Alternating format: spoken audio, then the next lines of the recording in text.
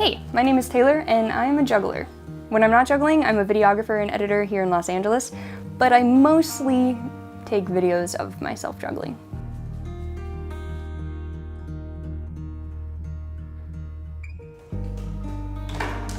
Why do I juggle? The answer to that question has changed a lot throughout my life. Originally, I learned how to juggle when I was 12 years old, and I got into it because I didn't have a lot of really close friends. You know, I think I was just an awkward kid. And so juggling was kind of the solution to that. It was a great way to feel like I was playing a sport without needing a bunch of friends. Juggling was my rock throughout high school. It was the thing that I could do when I felt alone, and that's why I used to juggle. And then I hit college and things changed.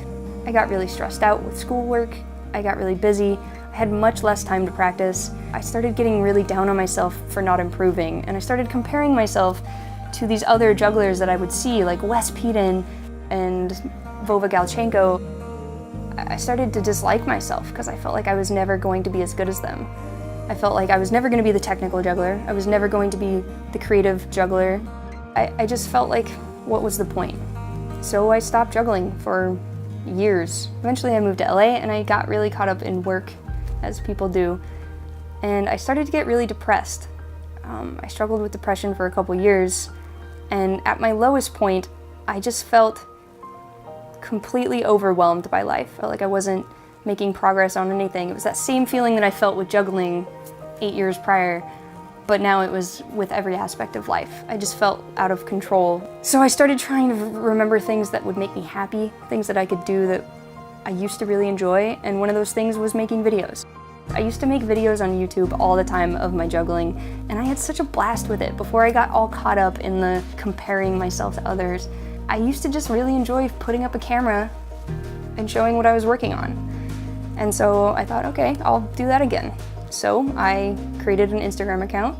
I called it Juggle Every Day, and that was my goal. My goal was to juggle every day because that's what I used to do. I used to juggle and film it, so I'll do that again.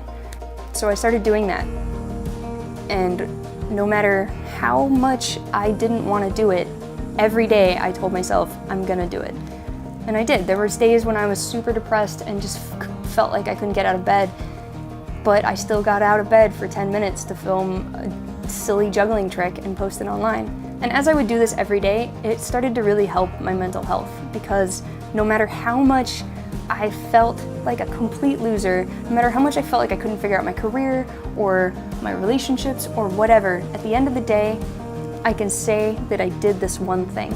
I juggled today. I made progress on this trick today. And I posted it today. I made a video of it. Those things are all accomplishments, no matter how small they are, and it started reminding me of that.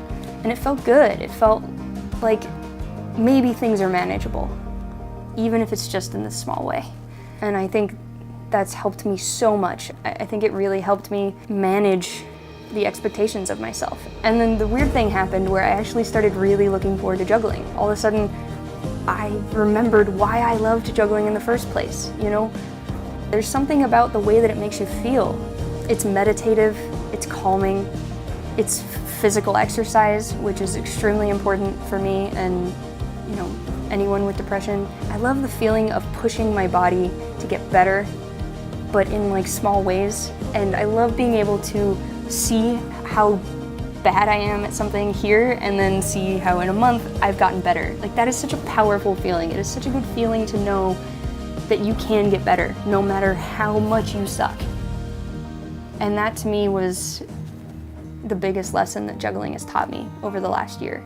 It's just reminding myself that with anything, no matter how far gone you feel, every day you can make a little bit of progress and